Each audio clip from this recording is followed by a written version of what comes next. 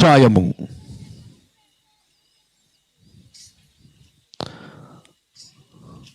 అందరూ బైబిల్ ఉన్న వారందరూ తెరవాలి. మొదటి అధ్యాయము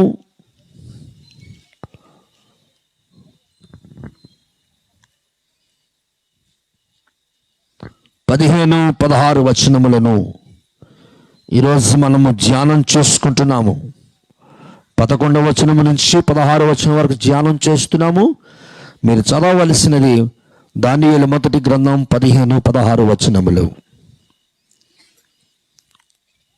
1, 2, 3 గో.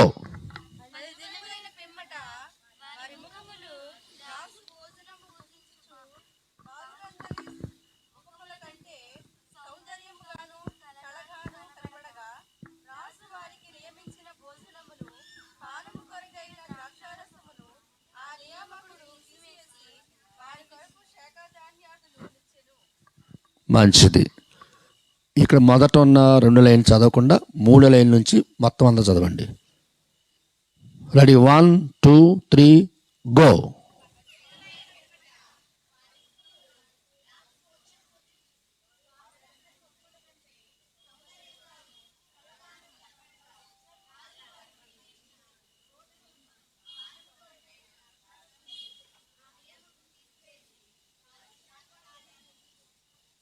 దేవునికి స్తోత్రం.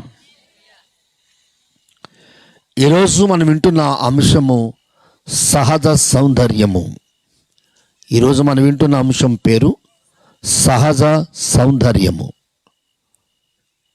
బైబిల్ పరిశుద్ధ గ్రంథములో సహజ సిద్ధమైన సౌందర్యాన్ని గురించి చాలా స్పష్టమైన రీతిగా పరిశుద్ధాత్ముడు మాట్లాడుతూ ఉన్నాడు.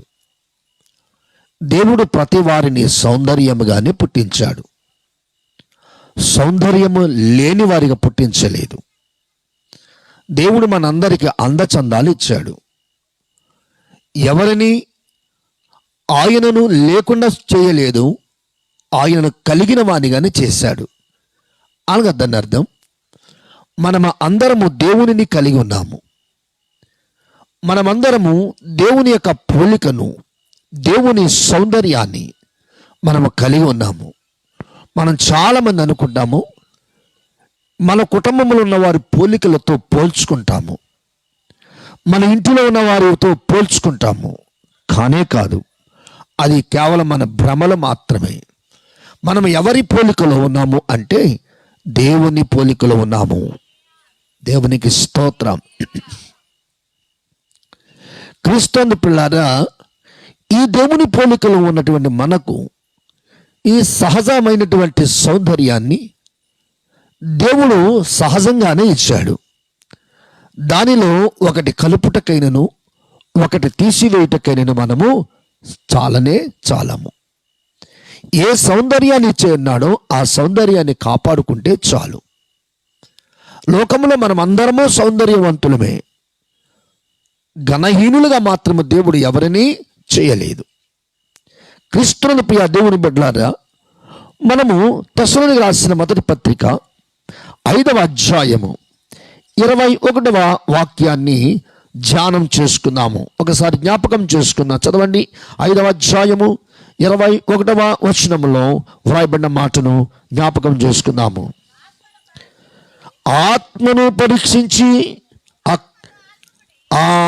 ఆత్మను అర్పకుడి, ప్రవచించుటకును నిర్లక్ష్యము చేయకుడి, సమస్తమును పరీక్షించి మేలైన దానిని చేపట్టుడి. దేవునికి స్తోత్రం. దానియేలు ఎడల కలిగిన కృపా కటాక్షము. దానియేలు ఎడల కలిగిన కృపా కటాక్షం ఏమిటి అంటే, దానియేలు ఎలాంటి వాడంటే ఆత్మను కలిగిన సౌందర్యము. దానియేలు ఎలాంటి వాడంటే దేవదూతల వంటి సౌందర్యము కలిగిన వాడు. దానియేలులో మంచి లక్షణాలు కనబడుతూ ఉంటాయి. దానియేలును చూస్తే దేవుణ్ణి చూస్తున్నామా? పరలోక సౌందర్యాన్ని చూస్తున్నామా? దేవుని యొక్క సొగసును మనం చూస్తున్నామా?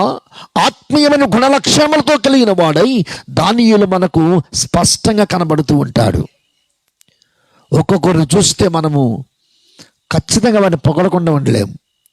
ఒక్కొక్కరిని చూస్తే ఖచ్చితంగా తిట్టకుండా అబ్బాయి ఎంత బాగా చెప్పారు.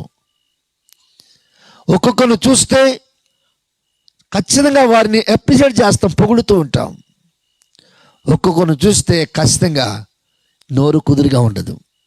అదే వద్దన్నాడు దేవుడు. నీకు నచ్చిన వాణిని ఎలా ప్రేమిస్తావో నచ్చని వాణిని కూడా అలాగే ప్రేమించాలి. ప్రేమలో మార్పు ఉండకూడదు, ప్రేమలో హెచ్చు ఫలాలు ఉండకూడదు. ప్రేమ ఎప్పుడు కూడా ఒకే రీతిగా ఉంటుంది. దానియేలును అనగా యెరూషలేమును ముట్టడి చేసినటువంటి నెబుకద్నెజరు దానియేలును మిషాయేలును వారి ముగ్గురు స్నేహితులను చూస్తున్నప్పుడు ఈ నలుగురిని కూడా దాని మీద ముట్టడి విచ్చేసినప్పుడు ఈ నలుగురిని కూడా బంధించి వాళ్ళ దేశానికి తీసుకుపోయాడు. దేవునికి స్తోత్రం, హల్లెలూయా. క్రీస్తుని పిల్లారా, దానియేలు అప్పటికి ఎలాంటి వాడు అంటే దేవుని ఆత్మ కలిగిన వాడు. దానియేలు వాక్యమును కలిగిన వాడు. దేవునిని కలిగినటువంటి దానియేలును కూడా అతని స్నేహితులైనటువంటి ముగ్గురిని కూడా వారు తీసుకొని పోయారు. దేవునికి స్తోత్రం, హల్లెలూయా, హల్లెలూయా.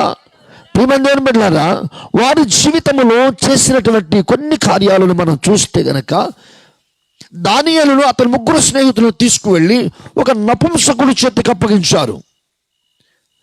ఆ నపుంసకుడు చేతికి అప్పగించిన తరువాత అతని జీవితము అంటే నపుంసకుడు పేరు కూడా చెప్పాడు. అష్పెనజు అనేటువంటి పేరు అక్కడ రాయబడింది. దానియేలు మొదటి అధ్యాయములో 2-3 వచనాలు. క్రీస్తు పిల్లారా, అష్పెనజు అనేటువంటి నపుంసక అధికారికి అప్పగించి వీళ్ళని మన రాజుకు తగినట్లుగా, మన అంతఃపురమునకు తగినట్లుగా, రాజవర్గమునకు తగినట్లుగా వయస్సులోను జ్ఞానములోను వీళ్ళను పెంచాలి, సౌందర్యములను పెంచాలి అని చెప్పి అష్పెనజుకు అప్పగించాడంటే రాజు. రాజభోజనము తప్ప వీళ్ళకి ఏ భోజనము పెట్టవద్దని ఆజ్ఞాపించాడు. దేవునికి స్తోత్రం. ఇక రాజభోజనం అంటే ఎలా ఉంటుందో తెలుసు కదా మీకు.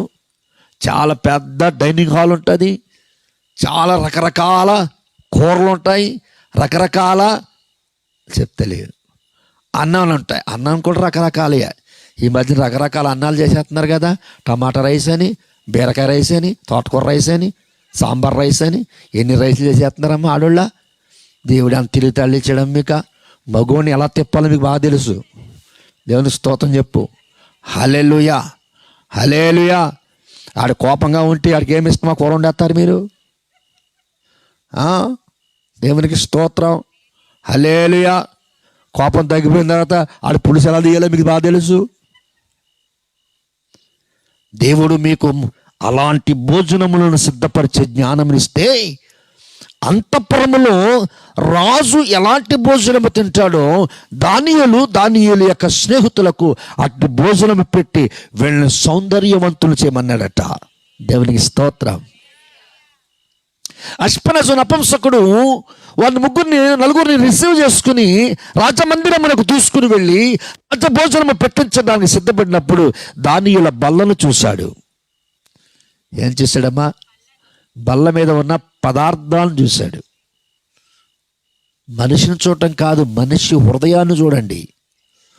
చాలామంది మనిషిని చూసి మాట్లాడుతున్నారు. మనిషి హృదయము చూడు, ఆ మనిషి మనసు చూడు. ఈ బాహ్యమైన సౌందర్యాన్ని చూడవద్దు, అంతరంగమైన సౌందర్యాన్ని చూసి మాట్లాడాలి. అంతరంగమైన హృదయాన్ని, మనసును చూసి మాట్లాడాలి, కానీ బాహ్యమైన దాన్ని చూసి మాట్లాడకూడదు. క్రైస్తవులమైన మనకు అది తగనే తగదు పిల్లారా. రాజు యొక్క భోజనమును చూశాడు దానియేలు. అష్పెనజు దగ్గరికి వచ్చి ఒక రిక్వెస్ట్ చేశాడు. అయ్యా, ఇంతటి రాజభోజనము తినడానికి మాకు ఈనాటికి కూడా ఇప్పుడు ఎరగం, మేము ఇప్పుడు కూడా వద్దు, దయచేసి ఈ భోజనం లేకుండా మాకు కూరగాయల భోజనం పెట్టన్నారు. రాజమందిరంలో రాజు టేబుల్ మీద కూరలు ఉండవు. మీకు అర్థమైందా లేదా? రాజుగారింట్లో శాంతి, రాజుగారింట్లో ఇక్కడ రాజుగారింట్లో ఏ కూరలు ఉండవు? కూరలు ఉండకూడదు. ఎప్పుడైనా వచ్చి ప్రార్థన చేస్తాను, ఒక కొండ కూడా కనపడదమ్మా. కూర దాకా కనపడదు, కొండ కనపడదు, ఉట్టి స్టవ్ కనపడద్ది. మనుషులు వస్తే దాచేసుకుంటుందో ఏటో మరి. మా తమ్ముడేమో తెంగరోడికి తెలివైన బారిని ఇచ్చాడు. దేవుని స్తోత్రం. ఎవరికమ్మా? తెంగరోడికి తెలివైన వాళ్ళు ఇస్తాడంటే దేవుడు. మా తమ్ముడు రాజు, వాడు తెంగరోడే. తెంగరోడికి ఏమిచ్చాడు? రాజుకి ఎవరినిచ్చాడు? అబ్బబ్బబ్బా, శాంతినిచ్చాడు. రాజుకి ఎవరినిచ్చాడమ్మా? శాంతి. రాజు గబుక్కుని పొయ్యి మీద అన్నం వండితే పొంగడానికో శాంతి అక్కడ నిలబడద్దు అంతే. రాజు వెంటనే శాంతి.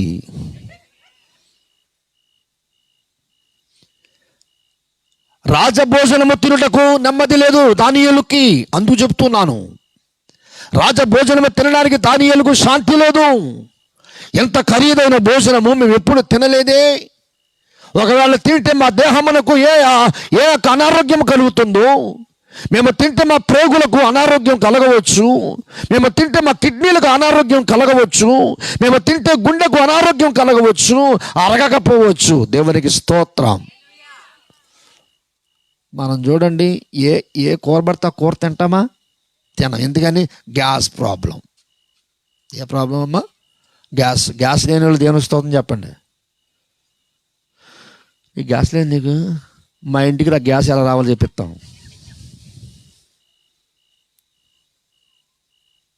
క్రీస్తునందు ప్రియ దేవుని బిడ్డలారా, దానియేలు రాజభోజనమును చూసి భయపడి తనని ఎవరికైతే అప్పగించాడో ఆ నపుంసకుని దగ్గరకు వెళ్ళి రిక్వెస్ట్ చేశాడు. అయ్యా, నువ్వు చాలా మంచివాడు అని విన్నాను, రాజును దాటి ముందుకు వెళ్ళవని విన్నాను, ఈ యొక్క నెబుకద్నెజరు దగ్గర నీ సాక్ష్యము చాలా మంచిది. అయితే మాకు ఒక చిన్న విన్నపం ఉంది. ఓరే బాబు, మీ విన్నపం పాడుగాను, రాజుగారు నాకు అప్పగించి మీ హెబ్రీల పేర్లు తీసేయమన్నాడు రా బాబు, మా యొక్క నెబుకద్నెజరు మా రాజ్యంలో ఉండే పేర్లు పెట్టమన్నాడని చెప్పేసి ముందు ఆ దానియేలు పేర్లు మార్చేసాడు. దేవుని స్తోత్రం. ఏం మార్చేసాడమ్మా? పేర్లు ఎప్పుడు మార్చుకుంటాం మనం? బాప్తిసం పొందిన తర్వాత, రక్షణ పొందిన తర్వాత పేర్లు ఏం చేస్తామమ్మా? మార్చుకుంటాము. దేవునికి స్తోత్రం. హల్లెలూయా, హల్లెలూయా. పెంటపాటి పెంటమ్మ గారికి బాప్తిసం ఇచ్చిన సుగుణమ్మ అని పేరెట్టాను. ఏమని పేరెట్టాను? సుగుణమ్మ. చాలా సుగుణమతి, చాలా సున్నితమైంది. బట్టలు కూడా రాయికి ఎక్కడ దెబ్బ తగులుతుందా అని బట్టలు కూడా ఎలా ఉతికిదమ్మా? ఒకసారి మా ఇంటికి వచ్చింది. అబ్బాయి ఏం కూర అంది. సంసోన్ అనేది. ఏం కూర అన్నది. అంటే సారు కూర అన్నాను. ఏం కూర? మామ ఎలాగ వచ్చే కదా మొద్దినంటే, అయ్యి బాబాయ్ రొంప అంటేది నాకు. చారు తింటే ఏమొచ్చేద్దట? రొంపంట. నిజమే, చాలామందికి చారు కూర తింటే ఏమొచ్చేద్దామా? రొంపొచ్చి. అలాంటి రొంప వచ్చిన వాళ్ళకంతా దేవుడు స్వస్థపరచును కాక. చారు తినాలమ్మా. అలాంటి భోజనమును దానియేలుకు కనిపించనందున రిక్వెస్ట్ చేస్తున్నాడు. అయ్యా, ఇలాంటి భోజనం మాకు తినలేదు. అష్పెనెజరు అన్నాడు, ఒరేయ్, ఈ భోజనం తినకపోతే మీరు బక్క చిక్కుపోతారా బాబు, రాజు నా పీక తీసేస్తాడో. మీ భోజనానికి వచ్చినది తంట, నా పీక వచ్చింది మంట. ఎప్పుడైతే ఈ మాట అన్నాడో దానియేలు అంటున్నాడు, అయ్యా, కూరగాయల భోజనం 10 దినాలు మాకు పెట్టు, మాంసపు భోజనం 10 దినాలు మాకు పెట్టవద్దు. మీరు ఎలా ఉన్నారో మేము అలాగే ఉంటాం. 10 రోజులు చూడు, నీకే మాట రానివ్వను అని చెప్పి రహస్యంగా అష్పెనజు నపుంసక అధికారి వద్దకు వెళ్ళి రిక్వెస్ట్ చేసి 10 రోజులు ఎన్నవీ తినలేదు. మాంసం కూరలు తినలేదు, కూరలే తిన్నాడు. 10 రోజులు కూరలు తిన్నా కానీ వాళ్ళ యొక్క సౌందర్యము మారలేదు. దేవునికి స్తోత్రం. అలాగని చెప్పి వాళ్ళ నుంచి మాంసం తినడం మానేయకండి అమ్మా. మాంసం తినడం మానేసి కూరగాయలు తిన్నావా, ఫ్యాట్ పట్టేద్దే, ఎక్కువ రోజులు బతకవు. కూర ఎక్కువ తిన్నావా, గుండెకి ఏం పట్టేద్దమ్మా? ఫ్యాట్ పట్టేస్తుంది. కూరగాయల్లోనే ఫ్యాట్ ఉంటుంది. అందుకని అప్పుడప్పుడు ఏం చేయాలా చెప్పండి? నత్త మాంసం అని సపరేట్, అదేంటి కప్ప మాంసం అని, అప్పుడప్పుడు తోసపాము కూర అని. దేవుని స్తోత్రం చెప్పండి. పొరపాటునట్టు జోలికి వెళ్ళకండి. మాంసము నీకు అరిగే కూర ఏమైతే ఉందో దాన్ని తినండి. దానియేలు వాటిని బహిష్కరించి కూరగాయల కూర 10 కూరలు తిన్న తరువాత నపుంసకుడు అధికారిని ఎస్పెనజన్ అన్నాడట, ఈసారి మా ముఖాలు చూడంటే అప్పుడు అన్నాడట, మీ ముఖములు దేవదూతల వలె ప్రకాశిస్తూ ఉన్నాయి. ఈ ఆత్మీయమైన జీవితంలో, ఈ శరీర సంబంధమైన పోరాటములో నీ ఆత్మీయమైన జీవితము, నీ ఆత్మీయమైన సౌందర్యము, నీ సహజ సిద్ధమైనటువంటి సౌందర్యము ఎలా ఉండాలో తెలుసా? వాక్యమును వింటున్న నీవు, వాక్యము చదువుతున్న నీవు, ప్రార్థనలు కొనసాగుతున్న నీవు, మోకరించి ఆరాధన చేస్తున్న నీవు, దేవుని స్తుతిస్తున్న నీవు, నీ ముఖ కవళికలన్నీ కూడా ఎలా ఉండాలట? మారిపోతాయి. ఒక విషయం చెబుతాను, గమనించండి. ఒక విషయం చెబుతాను. నిర్గమాకాండము 34వ అధ్యాయము 30వ వచనం. స్పీడ్గా చదవాలి, టైం లేదు మనకి. నిర్గమాకాండము 34వ అధ్యాయం 30వ వచనములు వేగంగా చదవాలి. ఇశ్రాయేలును మోషేను చూచినప్పుడు అతని ముఖ చర్మము ప్రకాశించును గనుక ఎవరును వారిని సమీపించడానికి, దగ్గరగా వెళ్ళడానికి వెళ్ళలేకపోయారట. ఎందుకనో తెలుసా? మోషే అప్పుడు ఎక్కడున్నాడు? హోరేబు కొండ అయినటువంటి సీనాయి పర్వతం మీద 10 ఆజ్ఞలు తీసుకున్నాడు. 10 ఆజ్ఞల ట్రైనింగ్ పొందాడు. 10 ఆజ్ఞల యొక్క తర్ఫీదు పొందాడు. ఎవరి దగ్గర పొందాడో తెలుసా? అందరికంటే ఫిలాసఫర్ ఎవరో?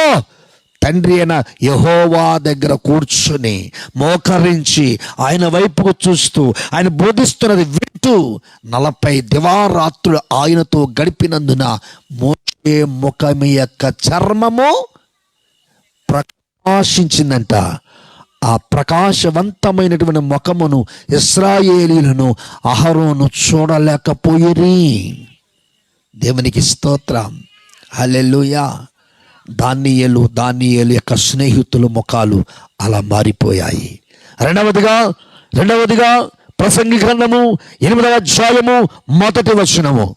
వేగంగా తీయాలి. ప్రసంగి 8వ అధ్యాయము 1వ వచనములో ఏమని రాయబడింది? స్తోత్రం, హల్లెలూయా. జ్ఞానులు అది జ్ఞానులతో సములైన వారు ఎవరు?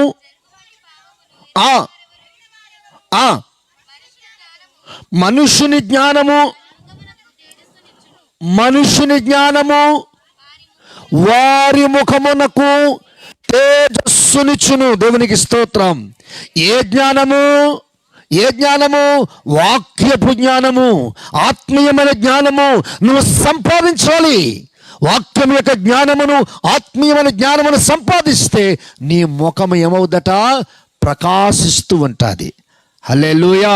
అప్పుడు ఏ మేకప్లో చెప్తలేదు. అప్పుడు ఏ మేకప్ అయ్యా చెప్పలేటి?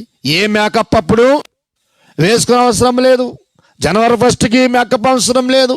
క్రిస్మస్కి మేకప్ అవసరం లేదు. 31కి మేకప్ అవసరం లేదు. దేవునికి స్తోత్రం.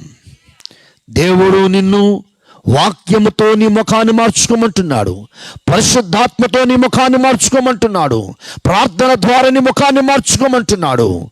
ఏమి కలిగి ఉన్నావని చూసుకోవాలి. మొదటిగా దేని వలన మోషే ముఖము చర్మం ప్రకాశించిందంటే దేవుని ఆత్మ వలన. ఇక ఏమంటున్నాడు అంటే, జ్ఞానము ఉంటే, ఏ జ్ఞానము? ఆత్మీయమైన జ్ఞానం ఉంటే నీ ముఖము ప్రకాశిస్తూ ఉంటుంది. మూడవదిగా మత్తయి సువార్త 17వ అధ్యాయము 2వ వాక్యము చదువుకుందాము. మత్తయి సువార్త 17వ అధ్యాయం 2వ వాక్యము. ఆయన వస్త్రములు వెలుగువలె తెల్లని వాయును, ఇదిగో మోషేయు ఏలియాయు ఆయనతో యేసుక్రీస్తుతో మాట్లాడిన తరువాత అప్పుడు పేతురు, ప్రభువా మనము ఎక్కడ ఉండుట మంచిది?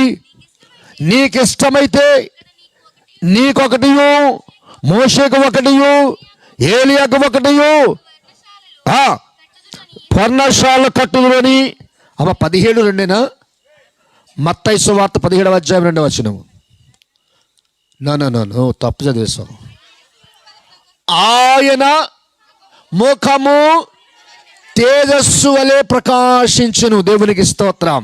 పేతురుని ఆహారుని వెంట పెట్టుకుని కొండ యొద్దకు వెళ్ళి ఆయన ఏం చేస్తున్నాడండి? పరలోకమందున్న తండ్రి వైపుకు మోకరించి ప్రార్థన చేశాడట. ప్రార్థన చేస్తే నీ ముఖము తేజస్సు వలె ఉంటుంది. దేవుని వాక్యము విని ఆయన ఆజ్ఞల ప్రకారముగా జీవిస్తే మోషే ముఖ చర్మము ఎలా ప్రకాశించిందో నీ ముఖము కూడా అలా ప్రకాశిస్తుంది. జ్ఞానము కలిగి ఉంటే నీ ముఖము ప్రకాశిస్తుంది. మోకరించి ప్రార్థన చేస్తే నీ ముఖము తేజస్సు వలె ఉంటుంది. అపోస్తుల కార్యములు, చివరిగా అపోస్తుల కార్యములు 6వ అధ్యాయము 15వ వచనం చదువుకుందాము. అపోస్తుల కార్యములు 6వ అధ్యాయము 15వ వాక్యము. సభలో కూర్చున్న వారందరూ ఆయన వైపుకు తేరి చూడగా అతని ముఖము దేవదూత వలె వారికి కనబడిను. దేవునికి స్తోత్రము వలన ఇక్కడ స్టెఫను కనబడుతున్నాడు ప్రియులారా. స్టెఫను ఎలాంటి వాడు ఉన్నట్టే ఆత్మ జ్ఞానము కలిగిన వాడై ఉన్నాడు ప్రియులారా. స్టెఫను జ్ఞానము వలన ఆత్మ వలన కలిగినటువంటి స్టెఫను ముఖము దేవదూత వలె తన ముఖము ప్రకాశించిందంట.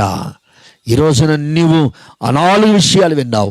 మోషే ముఖము ప్రకాశించినట్లు, జ్ఞానము కలిగిన ముఖము ప్రకాశించినట్లు, ప్రార్థన వల్ల కలిగినట్లు ముఖము ప్రకాశించినట్లు, దేవుని ఆత్మ వలన స్టెఫను ముఖము ప్రకాశించినట్లు మన ముఖములు కూడా ఎలా ఉండాలట? ప్రకాశిస్తూ ఉండాలి. దేవునికి స్తోత్రం. హల్లెలూయా, హల్లెలూయా, హల్లెలూయా, హల్లెలూయా, హల్లెలూయా, హల్లెలూయా. ఈరోజు మీ ముఖములు ప్రకాశించబడాలి అంటే గనక దేవుడు నీ స్థితి మార్చబడాలి. మొదటిగా దానియేలుకు కలిగిన కృపా కటాక్షము, రెండవదిగా ప్రకాశిస్తున్న ముఖములు, మూడవదిగా ఆరోగ్యము. దేవుడు నీకు ఆరోగ్యాన్ని ఇస్తాడు. ఆరోగ్యం ఉంటే నీ ముఖం బాగుంటుంది. ఆరోగ్యం లేకపోతే నీ శరీరమే పాడైపోతుంది. దేవునికి స్తోత్రం. దేవుడు నేను అంటుండే కదా, నిన్ను గాయము పట్టి తిని, నిన్ను గాయము చేసి తిని, నీ గాయమునకు కట్లు కట్టి తిని నిన్ను స్వస్థపరచు యెహోవాను నేనే అన్నాడు. మరలా చెప్తున్నాడు, నీ విశ్వాసమే నిన్ను స్వస్థపరచునంటున్నాడు. 3 విషయాలు చెప్పాను నేను మీకు. సహజమైనటువంటి సౌందర్యములో 3 విషయాలు చెప్పాను. ఒకటి కటాక్షము, కృపా కటాక్షము, రెండవదిగా ప్రకాశించు ముఖములు, మూడవదిగా ఆరోగ్యము. ఈ రోజున దేవుడు నీతో మాట్లాడి ఉన్నాడని సంతోషిస్తూ ఆనందిస్తూ చిన్న ప్రార్థన చేసుకుందాము. తల వంచండి. వాక్యము ద్వారా నడిపించిన దేవా, వాక్యములో నా జీవితాన్ని నిలబెట్టిన దేవా, నీకు స్తోత్రాలయ్యా, నీకు వందనాలు స్వామి. నన్ను దర్శించువాడవు నీవే, మమ్మను ప్రకాశింపచేయువాడవు నీవే. తేజస్సు వలె, సూర్యుని వలె, దేవదూతల వలె మా ముఖములు ప్రకాశిస్తాయి అని సెలవిచ్చావు. యేసయ్యా నీకు వందనాలు తండ్రి. సహాయం చేయండి, మేలైనది అనుగ్రహించండి.